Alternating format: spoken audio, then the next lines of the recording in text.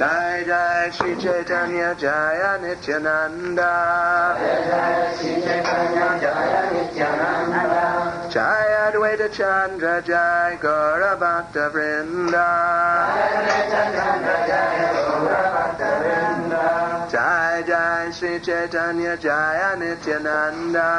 Jai Jai Shri Chaitanya Jaya Nityananda. Jai Advaita Chandra Jai Gaura Bhakta Vrinda.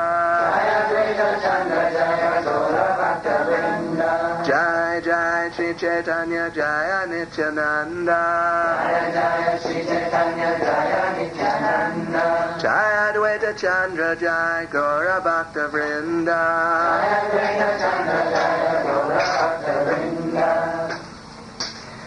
So today we're reading from Sri Chaitanya Charitamrita, Madhya Lila, chapter 22, the process of devotional service, beginning with, I think perhaps text 81. Titikshava Karunika Surida Sarvadehinam Ajata Shatrava Shanta Sadhava Sadhu Bhushana. Translation. Devotees are always tolerant, forbearing, and very merciful. They are the well-wishers of every living entity. They follow the scriptural injunctions, and because they have no enemies, they're very peaceful. These are the decorations of devotees. Purport by Srila Prabhupada. This is a quotation from Srimad Bhagavatam 3:25-21. When the sages, headed by Shonaka, inquired about Kapila Dev, the incarnation of Godhead, Sutta Goswami, who was the topmost devotee of the Lord, quoted talks about self-realization between Vidura and Maitreya, a friend of Vyasadev's. During these talks, the topic of Lord Kapila had come up, and at that time, Maitreya had repeated Kapila Dev's discussions with his mother, wherein the Lord states that attachment to material things is the cause of conditioned life. When a person becomes attached to transcendental things, he is on the path of liberation. This is a very nice verse from Srimad Bhagavatam, one of the important verses in Srimad Bhagavatam, spoken by Lord Kapila to his mother Devahuti, in this 25th chapter of the 3rd canto. Lord Kapila is explaining the process of devotional service and the very important factors in that process, and from different angles of vision, the results, the effects of rendering devotional service, and like that. So here, he is describing the characteristics of the devotees, not just any devotees, but the very advanced devotees. Very advanced devotees, that they have very extraordinary characteristics, even in the face of great cause for disturbance and anxiety. But they're very tolerant, very forbearing. And they don't think in terms of returning one bad turn with another bad turn. If someone mistreats them somehow, then they're very tolerant to tikshiva. And then on top of that, not only are they very tolerant, but karunika. They're very merciful, even to those persons who were harassing them. The very classic example in that regard, of course, is the Namacharya Srila Haridas Thakur, who was whipped in some 23 marketplaces, very, very viciously beaten, mistreated extremely severely. And of course no ordinary person could have even withstood that, even half of that. generally people would leave their bodies if they were given that type of treatment. They would leave their bodies before they reached the halfway point. But Srila Haridas Thakur, being very great transcendental personality, he was able to withstand that for all 23 marketplaces, and then finally when they reached the end, he was feeling fine. He was not at all feeling even the slightest inconvenience. He was quite fresh and ready to do it again, perhaps. Some very austere and strong devotees, when they do Govardhan Parikrama, they finish, and then what do? They do it again. That is quite something.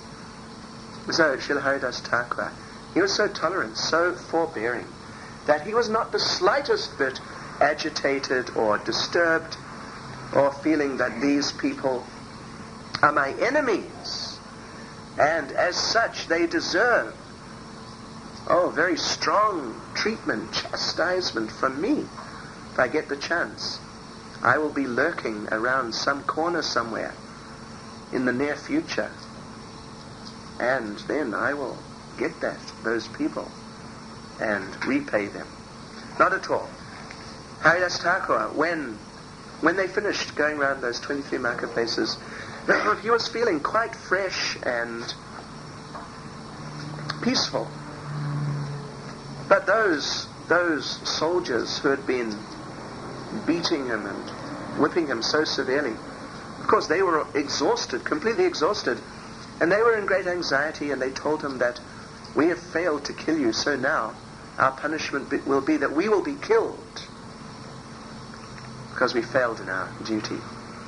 So Haridas Thakur, he was so not only tolerant, not only forbearing, but so merciful, that when he heard that, he immediately thought, oh, this is very bad. I cannot have that happen on my account. So he voluntarily left his body. That's a very well-known story. Haridas Thakur, such a great Vaishnava, and exhibiting in the most exemplary ways the characteristics mentioned here. And this verse is saying that these different characteristics, of course, they're not easily achieved. They're not easily achieved. One, Srila Bhaktisiddhanta said that as sugar cane or sugar cane juice is purified by fire, heating and heating and heating, and that sugar cane juice, if you're familiar with that, it's dirty, kind of blackish, greenish color, something like that. But they heat it and heat it and heat it, and it becomes purified. And in the end, you get these clear crystals. No sign of contamination, and any of the extra things which were inhibiting the sweetness, which is the natural characteristic of that substance. All those other things which were mixed in with it, they're all gone. And so there's simply unadulterated sweetness. Yeah. So, Srila Bhaktisiddhanta said that as sugar is purified by, or sugarcane juice, purified by heating it, by fire, so the devotee becomes purified through the fire of ordeal, and having to do so many things which are very demanding, actually, and which push the devotee, encourage the devotee in the direction of developing these qualities. Devotees get many opportunities to learn tolerance. Yeah. And that is Krishna's mercy. And gradually as they become more tolerant and peaceful, and on top of that, even merciful to those who are perhaps not treating them very nicely, then that is very good. That means they're advancing in Krishna consciousness. So therefore, Lord Kapila says here, Sadhava, Sadhu, Bhushana. These are not just the characteristics of a devotee, but these are the ornaments. the natural ornaments of a devotee that decorate the devotee. So when you meet that devotee and you see that devotee and you get to know that devotee a little bit, then you can relish those qualities and characteristics and admire them in a very wonderful way, very pleasing and satisfying way. The transcendental version of some person, materialistic person, who's decorated up very nicely, painted up nicely, and all sorts of bangles and jingles and jangles and different bits and pieces hanging from all the different possible places they could hang and all that sort of thing. And this may look very impressive. And so the ordinary people may think, oh, just see.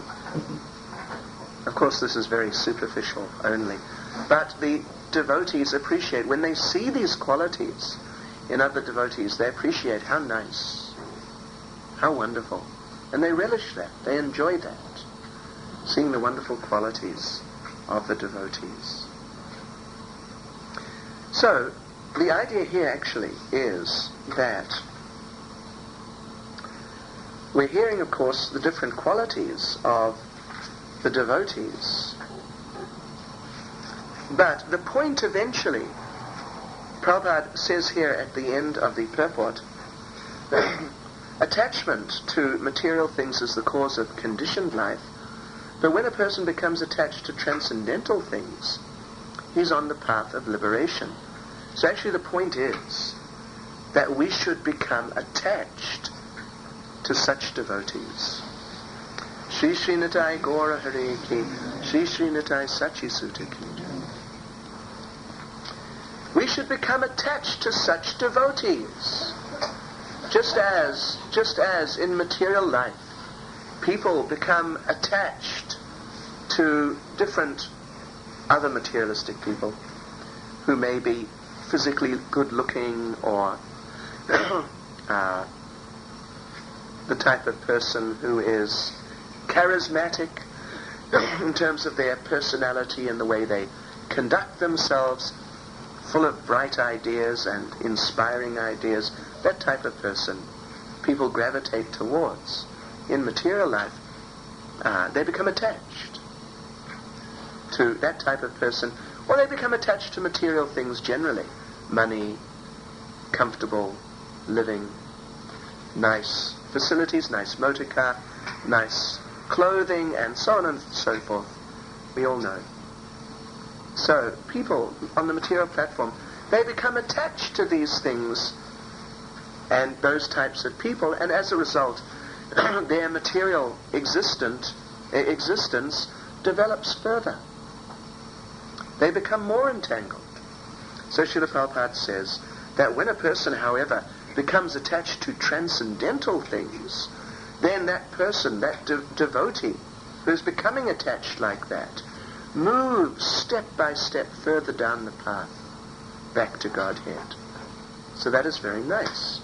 Therefore, we find the next verse is going to continue, and the next verses, in fact, are going to continue this theme. The importance, the value, the result of becoming attached to devotees, nicely attached, and diving into that ocean of transcendental association.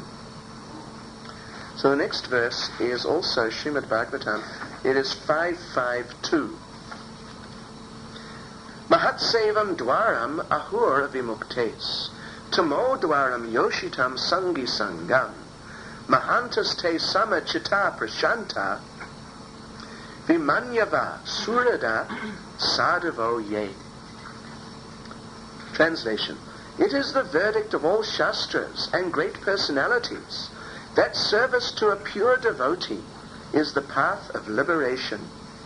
By contrast, association with materialistic people who are attached to material enjoyment and women is the path of darkness. Those who are actually devotees are broad-minded, equal to everyone, and very peaceful. They never become angry, and they're friendly to all living entities.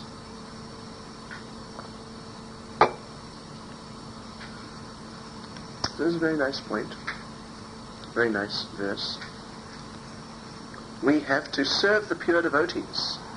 If we regularly take that up as a program of activity, then that will open the path to liberation, or help us further down the path to liberation, to go back to Godhead. So what does that mean? Who are these pure devotees? One time, Srila Prabhupada, right at the very beginning, some of you may know, Srila Prabhupada was asked, right back, there were perhaps 10 centers or less than 10 centers in ISKCON. It was sometime in the late 60s perhaps. One person asked Srila Prabhupada, how many pure devotees are there in ISKCON? An interesting question. Srila Prabhupada asked his assistant next to him, how many devotees do we have now? And the devotee said, well, in New York we have 50, in Montreal we have 20, San Francisco we have 30, and various places, and they added it up, came to about 300. Srila Prabhupada said, we have 300 pure devotees in ISKCON. Yes. And of course, those were the early days. Those were the early days where the temple president would nowadays, he wouldn't be the temple president. He would be a junior devotee, and we would pat him on the back and encourage him. But not like that prominent, important post, someone to be taken very seriously. Not so much like that. Very junior, not very knowledgeable. But Srila Prabhupada said like that. So now there is this series of verses Lord Chaitanya speaks, and they're very nice, glorifying the association of the devotees as a vital, practically the foremost vital element in our lives if we are to actually advance in Krishna consciousness. Krishna Bhakti Janma Mula Haya Sadhu Sangha Krishna Prema Janme Tenho Puna Mukhya Anga. The root cause of devotional service to Lord Krishna is association with advanced devotees. Even when one's dormant love for Krishna awakens, association with devotees is still most essential. Yeah. So first of all, Krishna Bhakti Janma Mula, that the root of the birth of your Krishna Bhakti, Haya Sadhu Sangha, that is, association with devotees. And then, Krishna Prema Janme, that thing which gives birth to your Krishna Prema, your love for Krishna, topmost, coming to the topmost platform. Then, Tenho Puna Mukhya Anga, again, Mukhya Anga. Mukhya means chief, main thing. Anga, the main principle, the main part, main limb of the different things which are there in your life in devotional service. So, Puna Mukhya Anga, again, it's the main element. And this is directly Lord Chaitanya himself speaking. So we should never underestimate this point, and never underestimate the devotees. Srila Prabhupada once was lecturing on, talking about this subject, and he said you should never mistreat a devotee. He said, like the devotee sitting next to you, you don't know who he may be. He may be Narada Muni.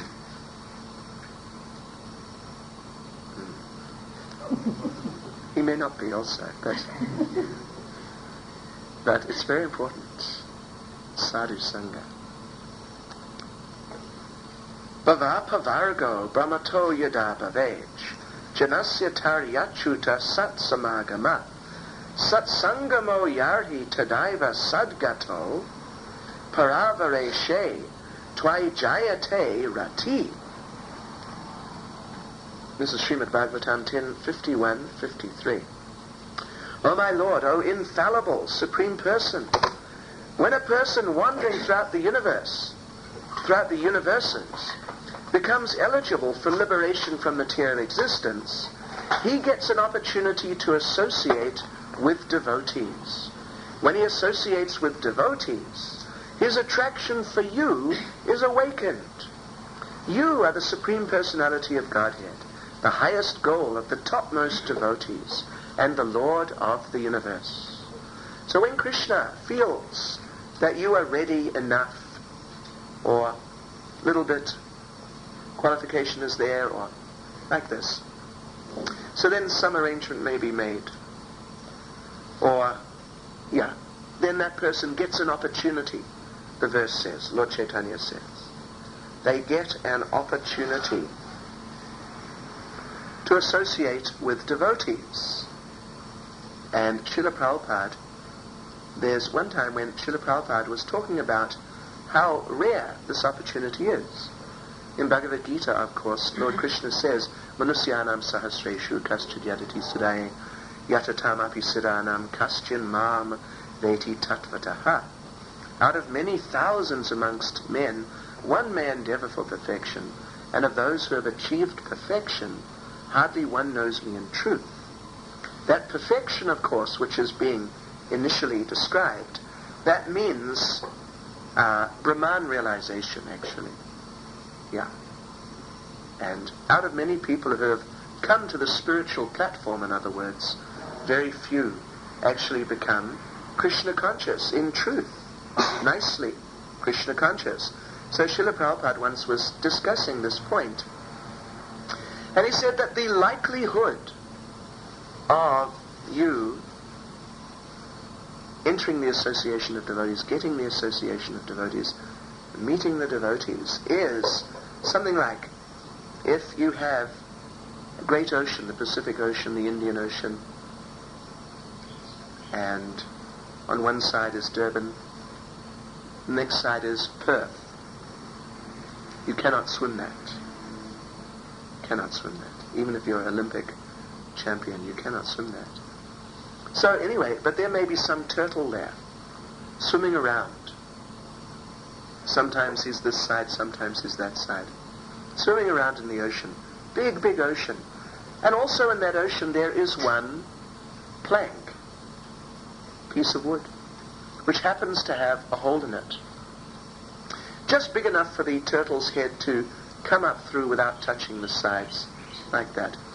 So, Srila Prabhupada explained that somehow it may happen. That turtle may come up for air sometime, and that plank of wood may just happen to be there, and the hole may just happen to be there, at the very spot where the turtle's head just happens to come up. Not by arrangement somehow the turtle does that. He just comes up and his head just goes through the hole. Just like that, without touching the side, and then he goes down. So Srila Prabhupada said that is something like the likelihood that we may enter the association of devotees, get the association of devotees, and be benefited in these ways. In other words, by material standards, you could say there's no chance. There's no chance. It's hardly possible that you could calculate what the chances are. One in many, many millions or billions or something like that. In other words, there's effectively no chance. So, sometime a person gets that opportunity, that rare opportunity. And you're all such persons. So just consider how fortunate, how extremely fortunate. However, Maya is so strong. Maya Paritagyana. Maya is so strong she steals our intelligence, steals our knowledge. And so sometimes we are thinking that these devotees who I'm associating with, they're not so nice. I'd rather not associate with them. Yeah. That very thing which has been said to be the key on all levels, from the very first level to the very top level, that very thing, which is the key, which is so rarely obtained, incalculably rarely obtained. And we're thinking, well, I'd rather not. I'd rather associate with someone else. So this is called Maya. This is called Maya, illusion. And Maya is very strong. Srila Prabhupada said that we, after traveling, wandering through this material world for many lifetimes, unlimited number of lifetimes, millions, finally we have come to Krishna consciousness. Srila Prabhupada said, therefore, we are standing on the threshold of eternity. We're right there at the door. All we have to do is step through, and that is that. Having come long, painful, arduous journey. But here we are standing at the door and we think, no, I'd rather go somewhere else. So this is called Maya. Yes. So one of the first things we should do as devotees, one of the most important things we should do, is take stock of our good fortune and regularly remind ourselves, go over the points that I'm fortunate in this way and that way, and the likelihood of my having that fortune is so small like this. And then that can be an inspiration. A devotee who is feeling even a little bit, the potency of that understanding of what is really my good fortune. A devotee who's just a little bit will be 24 hours a day. 24 hours a day will not be enough for their desire to engage in Krishna's service. 24 hours a day will not be enough. 7 days in a week will not be enough. They'll simply want to be engaged always, always. And therefore, in fact, in Nectar of Devotion, Srila Prabhupada lists out in the 18th chapter, there are 9 characteristics of bhava, devotional service on the level of ecstatic love, or very advanced devotional service. Number one is that devotee on that level does not waste any time in devotional service ever. Not 1 second. Yes. That time, the devotee knows this time, the opportunity to engage in devotional service is so rare, so valuable. As Chanakya Pandit said, you cannot buy 1 second back for all the wealth in the universe. Not 1 second. You may be able to buy back many things if you lose them. But that time, even 1 second of it, you cannot buy back, even if you have all the wealth. Yes. So to get that opportunity, that is some sign of extreme good fortune. And we should try to be mindful of that, regularly mindful. And be very careful if we see that the material energy starts to influence us, and we start overlooking that, and finally come to the point of seeing faults in that, and seeing it, that situation of being in the association of devotees, as being undesirable. Oh yeah. If you start seeing like that, then you must know, I'm in very dangerous Maya here. I better watch out, otherwise I'm going to just be smashed into the ground. Yes. So this is very important. It's so important even. Satam prasangan mama virya samvido Bhavanti rit karna rasayana kata, taj joshanad ash vapavarga vartmani, shraddha ratir bhaktir anukramishati. The spiritually powerful message of Godhead can be properly discussed only in a society of devotees, and it is greatly pleasing to hear in that association. If one hears from devotees, the way of transcendental experience quickly opens, and gradually one attains firm faith that in due course develops into attraction and devotion. And this is actually again Lord Kapila, just a few verses later than the very first verse we read. This is 3:25-25. We just read 3:25-21. Asat sangatyaga e Vaishnav achar, Stri sangi eka asadu, Krishna bhakta ar. Famous verse. A Vaishnav should always avoid the association of ordinary people. Common people are very much materially attached, especially to women or the opposite sex. The opposite sex. Vaishnavas should also avoid the company of those who are not devotees of Lord Krishna. This verse, or something very similar, is quoted elsewhere in Chaitanya Charitamrita, when Lord Chaitanya is asked by some devotees, how do you recognize a Vaishnava? And Lord Chaitanya says, along these lines, or perhaps even exactly this verse, Asat Sangha Tyaga E Vaishnavacha. You can recognize a Vaishnava in that this is a person who rejects the association of the Asat Sangha, those materialistic people. That's a Vaishnava.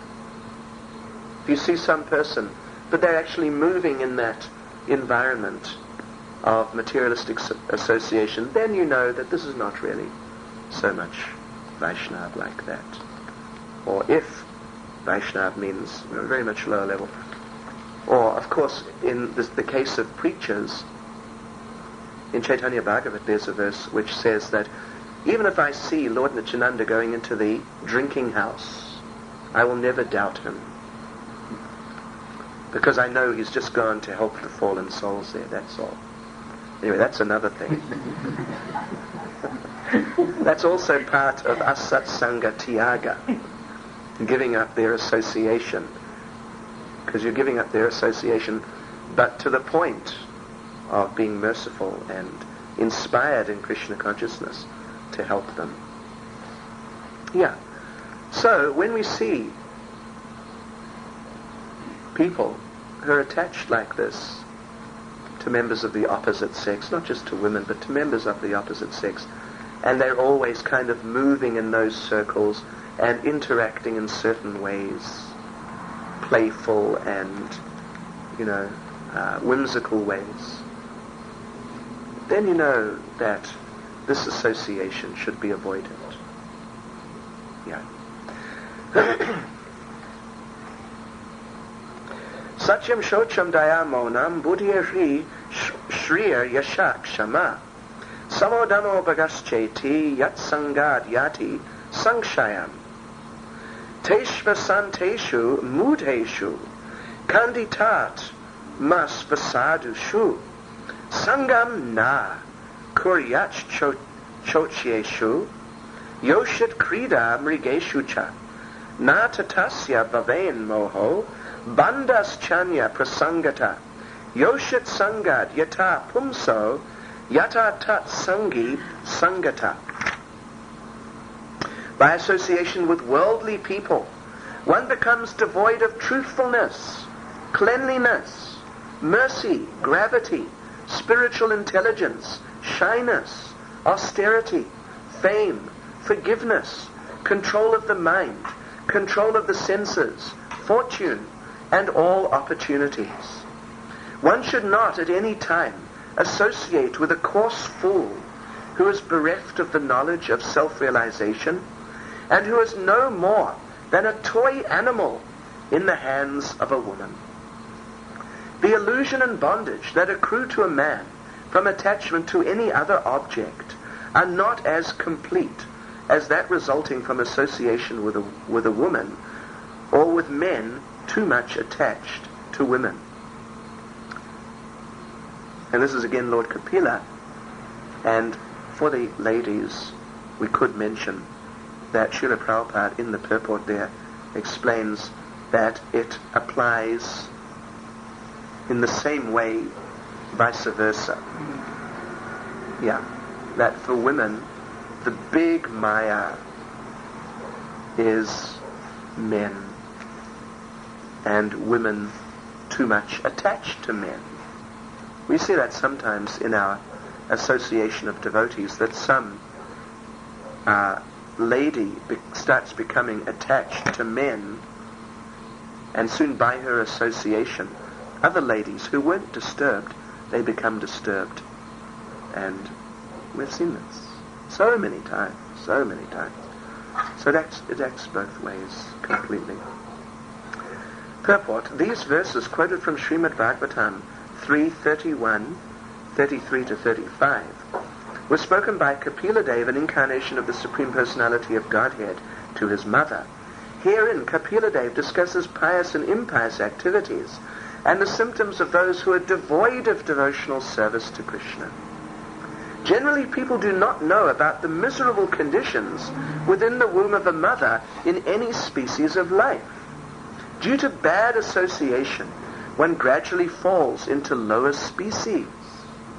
Association with women is greatly stressed in this regard. When one becomes attached to women, or to those who are attached to women, one falls down into the lower species. Purusha prakriti stohi bhunte prakriti jan gunan karanam gunasangosya sadasad yoni janmasu. The living entity in material nature thus follows the ways of life, enjoying the three modes of nature. This is due to his association with that material nature. Thus he meets with good and evil among various species. Bhagavad Gita 13:22. According to Vedic civilization, one's association with women should be very much restricted. In spiritual life, there are 4 ashrams: brahmacharya, grihastha, vanaprastha, and sannyas. The brahmachari, vanaprastha, and sannyasi are completely forbidden to associate with women. Only grihasthas are allowed to associate with women under certain very much restricted conditions. That is, one associates with women to propagate nice children. Other reasons for association are condemned. So as we said, this applies vice versa, and Prabhupada, if you look in the purports of these verses in the Bhagavatam, you'll see he applies it directly in the vice versa sense to women in relation to men. This is the essence of material life. Pumsa srimati nibhavanitam tayor mito ridhaya grantyam ahu aho griha kshetra sutapta vritaya janasya mahoyam aham mameti. That is what? The 5th canto, or is it the 7th canto? Anyway, in Srimad Bhagavatam, it's stating that the basic principle of material existence is the attraction between male and female. On the basis of this attraction, one becomes attached to one's body, home, property, children, relatives, and wealth. In this way, one increases life's illusions and thinks in terms of I and mine. Yes. Yes, so it's like that. Hridaya grantim. The knot within the heart becomes tied. And what is the knot tied to? It's tied to the material world. Through this pumsa, striya, male-female interaction. Hridaya grantyam ahu. That knot is tied. And when the knot is tied, then one thinks, oh, this way, that way, I, mine, my body, my wife's or husband's body, our children, their bodies, our house, our possessions, and this and that. Yes. In this way, one increases life's illusions. So here, Lord Chaitanya is making this point very strongly. Whereas on one side,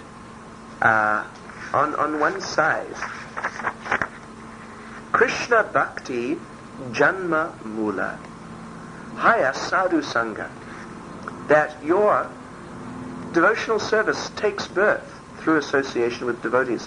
And not only that, Krishna Prema Janme, that you're coming to the topmost platform of Krishna consciousness, and naturally at every step in between. This is all dependent. The main part will always be that association, good association with devotees. But on the other hand, material existence, it also means association. You get that bad association finished. Your material life simply increases and you become lost in the material world. Yes, so these very powerful and very important points for us to grasp in Krishna consciousness. Any comments or questions?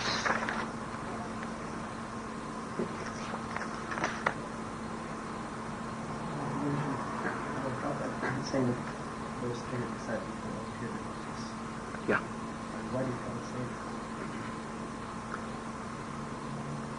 Why did Prabhupada say that?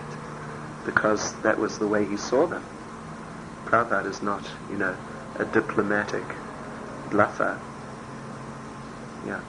Of course, there is the conception of pure devotee on different levels, but certainly one who has given his or her life to serving Krishna and given up the family situation, parents and everything that one came from, and simply serving Krishna, what is that? That's pure devotional service. Yeah. Of course, on a higher level, it means when all the residual effects of having been in material life have gradually have dissolved away. Yeah. But we don't need to only be attached to that conception. Yeah. We don't need to only be attached to that conception. Of course, we should be mindful. And if one of those who by that standard that Prabhupada mentioned is to be considered a pure devotee starts going off track, then think that no, they're not. They're a pure devotee, so I don't need to say anything. Of course, then, if one really saw that, one would understand that the person has deviated from the standard which Prabhupada was applying. Yeah. So even then, it's also a valid consideration. Yeah.